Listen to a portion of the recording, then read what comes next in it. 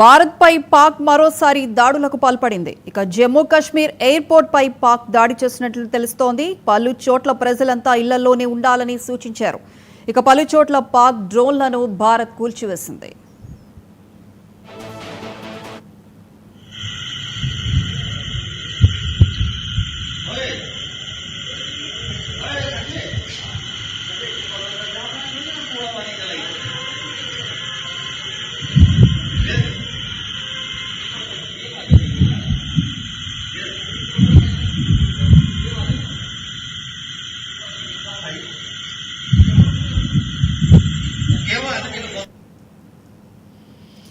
Breaking news చూస్తున్నాం. భారత్ పై పాక్ మరోసారి దాడులకు పాల్పడింది. జమ్మూ కాశ్మీర్ ఎయిర్పోర్ట్ పై పాక్ దాడి చేసినట్లుగా తెలుస్తోంది. ఇక పలు చోట్ల పాక్ డ్రోన్లను భారత్ ధ్వంసం చేసింది. ప్రజలంతా ఇళ్లలోనే ఉండాలని హెచ్చరికలు జారీ చేసింది. ఇక ఇదే అంశానికి సంబంధించి పూర్తి అప్డేట్స్ మా input editor Naveen phone line అందిస్తారు. నవీన్, కొద్దిసేపటి క్రితమే జమ్మూ ప్రాంతంలో ఒకసారిగా పాక్ కూడా తెగిపోయినటువంటి పరిస్థితి నెలకొనే. ముఖ్యంగా ఇటు జమ్మూ ప్రాంతంతో పాటు జమ్మూ ఎయిర్పోర్ట్ పై కూడా ఈ యొక్క విధంగా దాడులు కూడా చేసినటువంటి పరిస్థితి నెలకొనే. ప్రస్తుతం మనం స్క్రీన్ పైన ఉన్నటువంటి ఆ విజువల్స్ కూడా చేస్తున్నాము. అక్కడ ఉన్నటువంటి రాకెట్స్ తో పాటు అక్కడ ఉన్నటువంటి డ్రోన్స్ ద్వారా కూడా ఈ యొక్క పాక్ భారత్ పై కూడా తెగిపోయినటువంటి సందర్భాలు నెలకొన్నాయి. ముఖ్యంగా జమ్మూ కాశ్మీర్ లో ఉన్నటువంటి ప్రాంతాల్లో జమ్మూలోని 7 చోట్ల భారీ ఎత్తున ఆ శబ్దాలు కూడా వచ్చినట్టు కూడా అక్కడ ఉన్నటువంటి స్థానికులు కూడా చెప్పడం జరుగుతుంది. వెంటనే అక్కడ ఉన్నటువంటి సైన్యం కూడా వెంటనే సైరన్ కూడా మోగించినటువంటి సందర్భం నెలకొన్నాయి. సైరన్ మోగించిన తర్వాత వెంటనే వారందరూ కూడా రెస్క్యూ కోసం అక్కడ ఉన్నటువంటి బంకర్స్ లో కూడా దాచుకున్నటువంటి సందర్భం నెలకొన్నాయి. కాబట్టి జమ్మూ ఎయిర్పోర్ట్ పై ఒక్కసారిగా ఈ యొక్క రాకెట్ దాడి కూడా జరగడం జరిగింది. దాంతో పాటు ఇంకా అనేక ప్రాంతాల్లో కూడా ఇంకా ఫైరింగ్ అనేది కూడా కొనసాగుతున్నటువంటి సందర్భం నెలకొంది. ఎందుకంటే మొన్న జరిగినటువంటి దాడి తర్వాత ఇటు సరిహద్దులో ఉన్నటువంటి ఎల్ఓసితో పాటు పిఓకేతో పాటు ఇటు ఇంటర్నేషనల్ బార్డర్స్ ఏవైతున్నాయో ఆ బార్డర్స్ దగ్గర పాక్ సంబంధించిన సైన్యం ఒకసారిగా భారత్ సైన్యంపై కూడా వారు దాడులు ఫైరింగ్ కూడా చేపట్టడం జరిగింది. ఈ నేపథ్యంలో దాన్ని తిప్పి కొట్టేందుకు భారత్ సంబంధించిన టీమ్స్ కూడా అనేక ప్రయత్నాలు కూడా చేస్తున్నటువంటి సందర్భం నెలకొంది. కాబట్టి కొద్దిసేపటి క్రితం అంటే సరిగా 9:10 నిమిషాల వరకు ఒక్కసారిగా ఈ ఫైరింగ్ సంబంధించినటువంటి శబ్దాలు కూడా వచ్చాయని చెప్పేసి కూడా ఉన్నటువంటి స్థానికులు కూడా చెప్పడం జరిగింది. అయితే ఈ శబ్దాలు అనేది మొదటిగా 8:55 నుంచి కూడా ఈ యొక్క శబ్దాలు పెద్ద ఎత్తున వచ్చాయని చెప్పి కూడా చెప్తున్నారు. దాని తర్వాత సరిగా 9:10 ఈ యొక్క శబ్దాలు కూడా ఆగిపోయాయని చెప్పేసి అక్కడ ఉన్నటువంటి స్థానికులు కూడా చెప్పడం జరుగుతుంది. ముఖ్యంగా జమ్మూతో పాటు చుట్టుపక్కల ఉన్నటువంటి ప్రాంతాలు అంటే జమ్మూ, రాజస్థాన్, పంజాబ్, హర్యానా ఈ 4 రాష్ట్రాల్లో పూర్తి స్థాయిలో కూడా బ్లాక్అవుట్ కూడా చేయడం జరిగింది. అంటే విద్యుత్ సరఫరాను కూడా పూర్తి స్థాయిలో నిలిపివేసేటువంటి పరిస్థితి నెలకొన్నాయి. కాబట్టి ఇటు యాంటీ డ్రోన్ సంబంధించినటువంటి సిస్టమ్స్ తోటే ఈ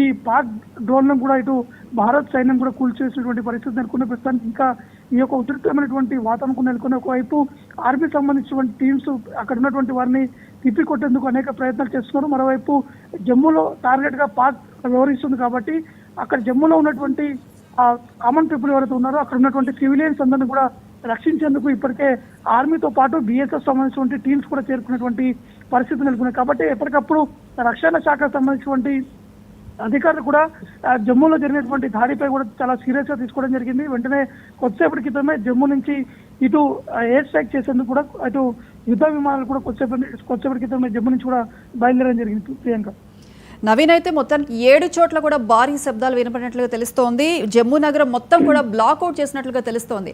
అయితే మొత్తానికి పాక్ చేసే కవ్వింపు చర్యలు మళ్ళీ రిపీట్ అవుతూనే ఉన్నాయి. దీన్ని భారత సైన్యం ఏ విధంగా తిప్పికొడుతోంది?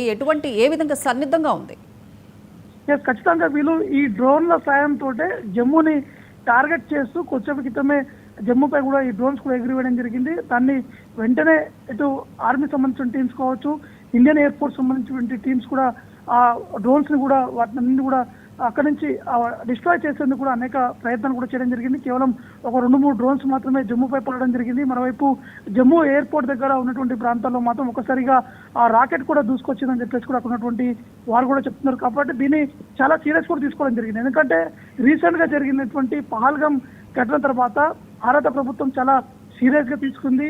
పాకిస్తాన్ ఎట్టి పరిస్థితుల్లో తిప్పుకొట్టేందుకు అనేక ప్రయత్నాలు కూడా చేయడం జరుగుతుంది. ఒకవైపు ఎయిర్ స్ట్రైక్ తో పాటు ఇక్కడ సరిహద్దులో ఉన్నటువంటి ప్రాంతాల్లో అక్కడ ఉన్నటువంటి పిఓకిని ఆక్రమించేందుకు కూడా వారు అనేక ప్రయత్నాలు కూడా చేయడం జరుగుతుంది. కానీ ఈ పాక్ ఈ రోజు చేసినటువంటి కవింపు చర్యలకు మాత్రం ఖచ్చితంగా తిప్పికొట్టేందుకు ఇండియన్ సంబంధించినటువంటి నేవీ సంబంధించినటువంటి బృందాలతో పాటు ఇంకా అనేక టీమ్స్ కూడా ఇప్పుడు రంగంలో కూడా దిగడం జరిగింది. మరోవైపు ఢిల్లీ నుంచి కూడా కొంతమంది ప్రత్యేకమైనటువంటి త్రివిధ దళాలకు సంబంధించిన టీమ్స్ కూడా కొద్దిసేపటి క్రితమే వారు ఢిల్లీ నుంచి శ్రీనగర్ కి బయలుదేరేందుకు కూడా ప్రత్యేకమైనటువంటి విమానంలో వారు బయలుదేరడం కూడా సిద్ధంగా అవుతున్నటువంటి పరిస్థితి నెలకొన్నాయి. కాబట్టి మొత్తానికి 8 పాకిస్తాన్కి సంబంధించినటువంటి మిజైల్స్ ని S-400 సిస్టమ్ ఇది పూర్తి స్థాయిలో వాటన్నింటి కూడా ఆపేందుకు ప్రయత్నం చేయడం జరిగింది. కాబట్టి దాదాపు చాలా పెద్ద ప్రమాదం అనేది కూడా తప్పిందని మనకి స్పష్టంగా అర్థమవుతుంది. నవీన్, అయితే ఇటు పాక్ ముఖ్యంగా భారత్ ని టార్గెట్ చేస్తూ ఆ ముందు వరుసలో జమ్మూ కాశ్మీర్ ఉంది అనుకోవచ్చా?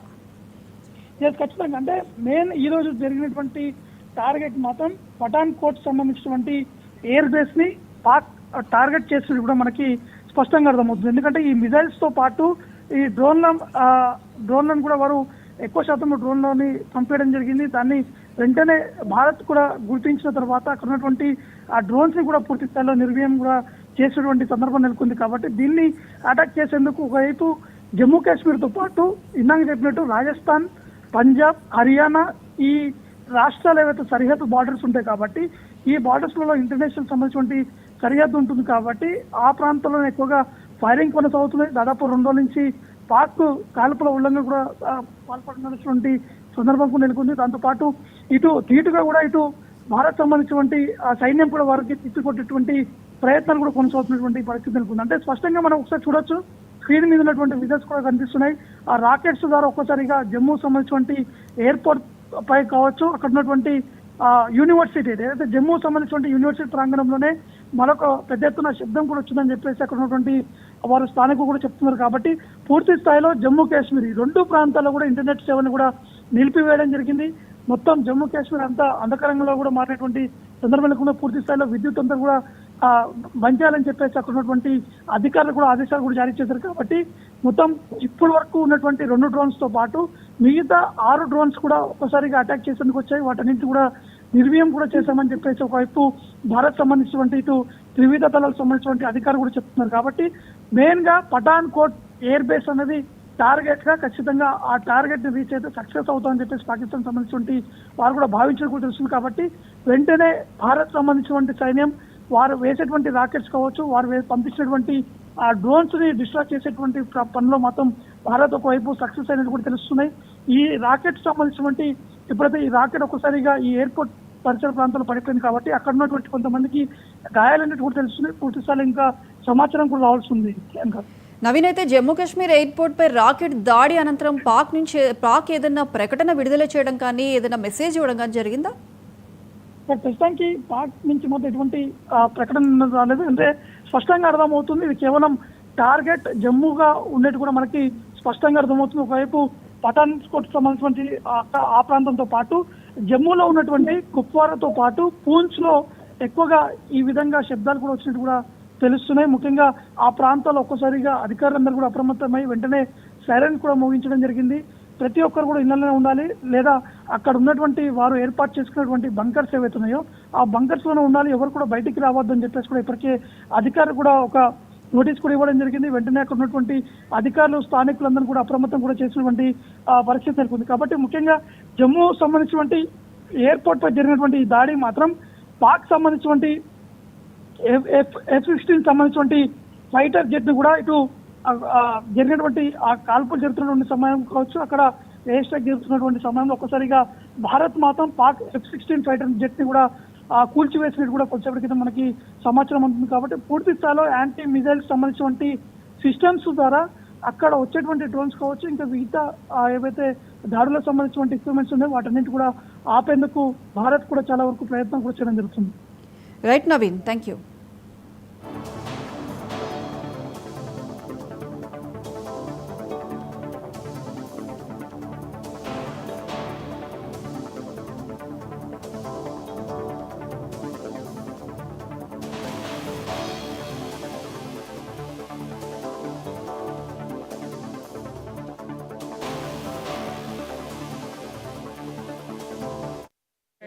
रेड लाइट दिख रही है बस।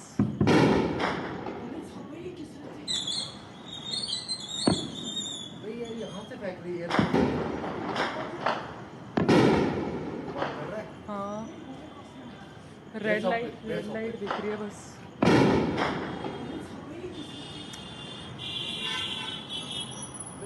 यहाँ से फैक्ट्री है हाँ रेड लाइट दिख रही है बस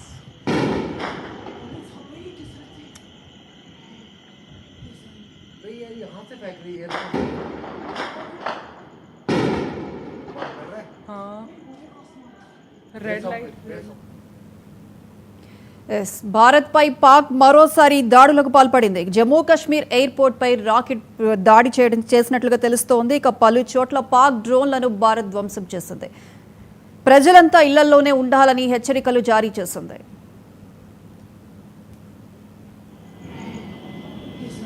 भाई यार यहाँ से फैक्ट्री है हाँ रेड लाइट दिख रही है बस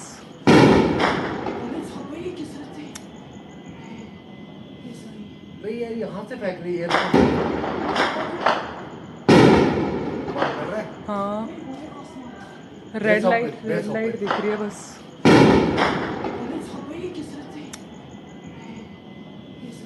भाई यार यहाँ से फैक्ट्री है हाँ रेड लाइट दिख रही है बस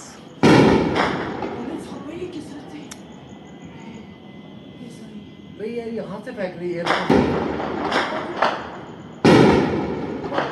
हाँ रेड लाइट दिख रही है बस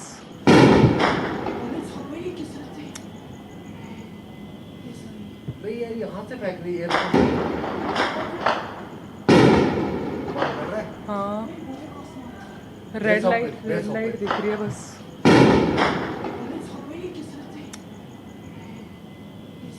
भाई यार यहाँ से फैक्ट्री है हाँ रेड लाइट दिख रही है बस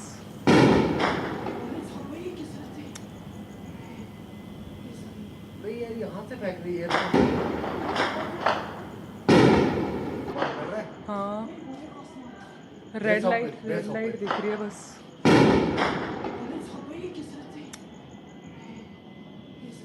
भाई यार यहाँ से फैक्ट्री है